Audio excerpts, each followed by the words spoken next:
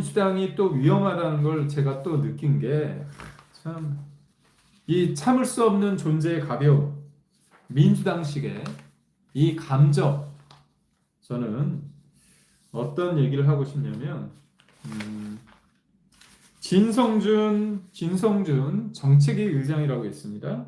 민주당의 그분이 아침 회의 때 이런 표현을 씁니다. 트럼프 대통령이 방위비 분담금 100억 달러를 요구한 것은 동맹국에 대한 존중이나 예의라고는 찾아볼 수 없는 과도하고 무도한 요구다. 이렇게 얘기를 합니다. 트럼프 입장에서 100억 달러 큰 돈입니다. 13조 원을 내라. 방위비 분담금으로. 근데 트럼프가 어떤 사람입니까? 항상 협상을 하기 위해서 최대치로 끌어올려가지고 블러핑을 하는 사람입니다. 그래서 본인도 알아요. 한국이 100억 달러를 낼 거라고는 생각 안 합니다. 당연히 우리도 그래요. 그래서 협상이란 거는 뭐냐면 상대를 압박하기 위해서 처음에 손에 잡히고 있는 거를 막 던지는 겁니다. 그리고 냉정하게 봤을 때 미국은 협상에 있어서 우리나라한테 우위에 있는 건 맞잖아요. 가지고 있는 게 많으니까 어쩔 수 없는 면이 있습니다. 그래서 우리가 굴욕하자는 게 아니라 지나가면서 한 얘기도 아니고 집권 여당의 정책의 의장이라는 사람이 굳이 트럼프에 대해서, 트럼프는 사실 이 뒤끝이 있는 사람이잖아요. 뒤끝이 있습니다. 그래서 이번에 브라질에 대해서 대하는 거 보십시오.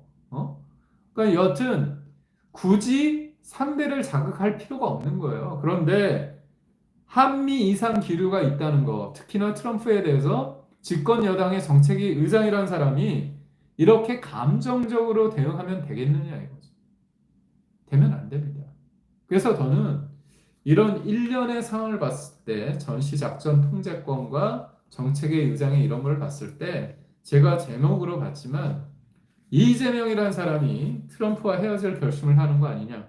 이게 좀 앞서간 얘기 같죠? 그렇지만 제가 이게 결코 앞서가는 거 아닙니다. 앞으로 보십시오. 요즘 진보 매체에서 트럼프를 비판하는 수위를 넘어서 굉장히 이상한 사람으로 몰고 가는 사설과 칼럼이 많습니다. 그리고 이재명 정부에서 트럼프에 대해서 공격하는 멘트가 많이 나올 겁니다. 왜 그런지 아십니까? 본인들이 볼 때 미국이 본인들을 잘 안 믿는다는 걸 본인들도 알아요. 의구심이 있다는 것도 알아요. 그리고 그분들이 진짜 한미 동맹이 중요하다고 생각한 사람들은 아니잖아요. 한미 동맹이 그렇게 중요하다고 생각했는데 미국과 아니 반미 선동했던 사람들 아닙니까? 그리고 한미 FTA에 관련해서 노무현 전 대통령은 중요하다고 생각했지만 정작 노무현 전 대통령이 죽고 나서 그 이후에 이명박 정부 때 한미 FTA를 반대를 했습니다. 한미 FTA 수혜를 누가 더 받고 있습니까? 미국보다 우리나라가 더 많이 받고 있어요. 한미 상호방위 조약 관련해서 이승만 대통령의 업적을 폄훼하는 사람들이 누굽니까? 민주당 아닙니까?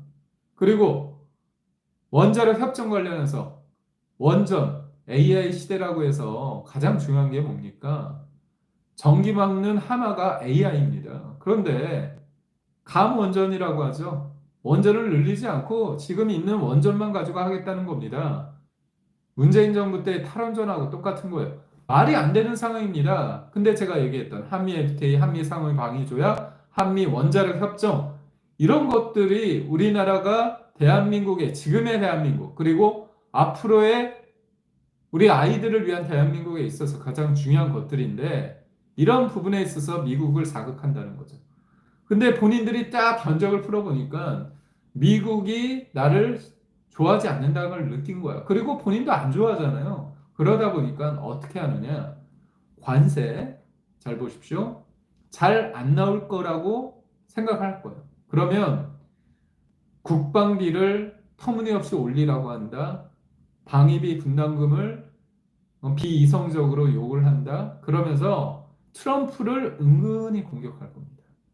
은근히. 트럼프는 이상한 사람이다. 그러면서 미국과의 가치와 또 동떨어진 사람이다 하면서 갈라치기를 할 거예요. 근데 이걸 왜 할까요?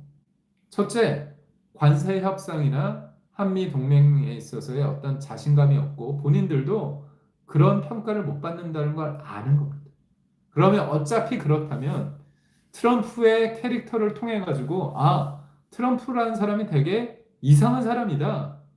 그렇다면 트럼프가 이상하다? 미국도 이상하다. 미국도 변했다. 그러면 종국적으로 어떻게 가겠습니까? 미국 진정한 동맹국이 아니야. 돈만 밝혀. 트럼프 이상한 사람이야. 이런 식으로 계속 나쁜 이미지 악마화를 할 겁니다. 그러면 어떡하겠죠? 굳건한 한미동맹이 제1의 가치인데 미국이 변해서 트럼프가 이상의 그런 논리 속에서 중국과 미국 사이에서 우리나라가 점점점 미국을 밀어내면서 우리는 중국에 가까이 갈 겁니다. 그리고 시진핑도 당연히 친중 정권이라고 할 수 있는 대한민국의 영향력을 확대하기 위해서 유화책을 쓸 겁니다. 그렇지만 그 본질은 뭐냐? 아니 사실 시진핑이 바이든 만났을 때 뭐 한국은 원래 중국 거였다 그런 역사에 대해서 역사적으로 중국 거다 이런 식의 얘기를 하는 사람 아닙니까? 냉정하게 생각해야 됩니다. 전시 작전 통제권 말이 그럴싸한 거죠. 그런 감정적인 말, 현실을 담아내지 못하는 간단합니다. 평화를 위해서는 전쟁을 준비하라는 그 말이 있죠. 그래서 전시 작전 통제권, 전시 작전 통제권 전환이라는 그런 막연한 그런 게 아니라 실질적으로 한미 동맹을 기초로 해서 우리가 이 관세 협정에서 우리가 실익을 얻을 수 있는 게 뭔지를 중요한데 제가 확실하게 한 말씀만 더 드리자면 우리나라는 중국과 경쟁하는 분야가 너무 많습니다. 반도체도 경쟁, 조선도 경쟁, 그 다음에 배터리도 경쟁, 그게 많습니다. 그렇다면 미국은 일본과 한국과 유럽과 호주와 캐나다 등 이른바 자유진영과 함께 중국을 견제하면서 각 나라들이 각자의 역할 속에서 그런 중국을 견제하는 데 있어서 같이 하기를 원합니다. 근데 우리가 잘할 수 있는 게 뭐죠? 자유 진영 내 제조 패권 국가로서 반도체, 조선, 방산, 원전, AI 그리고 할 수 있는 게 너무 많습니다. 그게 바로 우리나라가 한미 동맹이라는 자유민주주의와 시장 경제라는 그런 토대 속에서 미국과 자유 진영과 함께 할 수 있다는 확실한 믿음을 주면서 우리가 실익도 트럼프가 제일 관심 있는 게 조선이잖아요. 전 세계의 조선 이 수준은 중국이 엄청납니다. 하지만 중국한테 미군이 함정을 맡길 수 없잖아요. 지금의 함정 숫자는 미군이 많습니다. 하지만 지금 아주 많은 군함과 항공모함을 만들고 있는 게 중국입니다. 그래서 미군이 천조 국방비를 쓰지 않습니까? 우리가 할 수 있는 거, 조선, 방선, 원자, AI, 자동차, 기타 등등 이런 걸 잘할 수 있는 자유민주주의 진영의 제조 패권 국가로서 AI 시대에 우리가 할 수 있는 것들을 잘 조율해서 하는 게 제일 중요하다. 그래서 황당하게 진짜 때와 장소에 맞지 않게 전작권 얘기를 할 게 아니라 우리가 제일 잘할 수 있는 것과 미국이 원하는 것들 이런 것들을 싱크로율을 높이면 관세가 당연히 줄고 방위비 분담금에 대한 부담도 줄 수 있다고 봅니다. 그래서 여러분 한 주 너무 고생하셨고요. 민주당이 그리고 이재명 대통령이라는 사람이 말하는 여러 가지 정책에 있어서 그냥 감성적인 언어 그 다음에 들었을 때 그게 좋을겠지 그런 단선적인 상황 여기에서 우리가 벗어나기 위해서 우리가 더더욱 공부하고 우리가 서로 부족한 게 있으면 채워주고 알려줘야 된다고 봅니다.